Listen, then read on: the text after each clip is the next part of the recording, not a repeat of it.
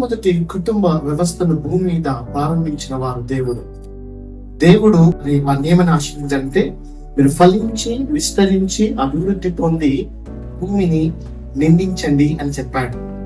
విచిత్రం ఏంటంటే, ఏ కుటుంబానైతే ఆశీర్వదించాడో అదే కుటుంబంలో మరణము ఏర్పడి చేసింది. ఏ కుటుంబంనైతే మీరు ఫలించి అభివృద్ధి పొందమన్నాడో ఆ కుటుంబంలో చీకటి అలుముకుంది. ఆ కుటుంబంలో దుఃఖము, వేదన అలుముకోవడాన్ని మనం చూస్తూ ఉంటున్నాం. మొట్టమొదటిగా దేవుడు వారిని ఆశీర్వదించినప్పుడు 2 కుమారులు ఇచ్చాడు. అందులో చిన్నవాడు హేబేలు దేవునికి చాలా ఇష్టముగా ఉన్నాడు.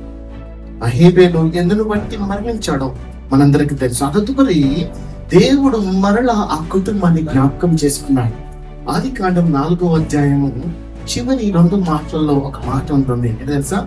ఆదాము తన భార్యను వల్ల జ్ఞాపకం చేసుకున్నప్పుడు కయ్యూను చంపిన హేబేలునకు ప్రతిగా దేవుడు మరి యొక్క సంతానమును అతనికి ఇచ్చాడంట.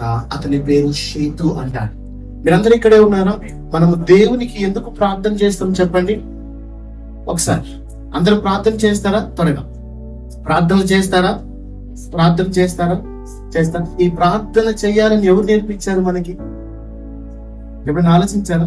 బైబిల్లో మనం చూస్తే మొట్టమొదటిగా ప్రార్థన ప్రారంభించినటువంటి వ్యక్తి ఎవరంటే ఎనోషు అని మనకు తెలుస్తా ఉంటుంది. ఎనోషు ఎందుకు ప్రార్థన చేశాడు? అసలు ఎవరు నేర్పించారు ప్రార్థన చేయమని? హేబేలునకు ప్రతిగా దేవుడు షేతునిచ్చాడు.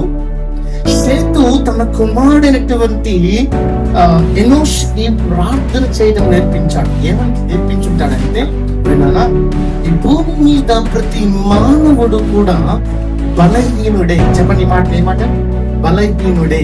అయితే బలవంతుడైన దేవుని మీద మనం అందరము కూడా ఆధారపడాలి అని చెప్పుకుంటాడు. కారణం ఏంటంటే, తన కుటుంబ వ్యవస్థలో జరిగిన కొన్ని పరిస్థితిని ఆధారం చేసుకొని అతడు తన కుమారునికి దేవుని మీద ఆధారపడాలి అని చెప్పాడు. అందుకనే తన కుమారుడికి ఎనోషు అని పేరు పెట్టాడు. ఆదిమ హెబ్రీ భాషలో ఎనోషు అన్న మాటకు అర్థము వీక్ మ్యాన్, అంటే బలహీనుడైనటువంటి మానవుడు.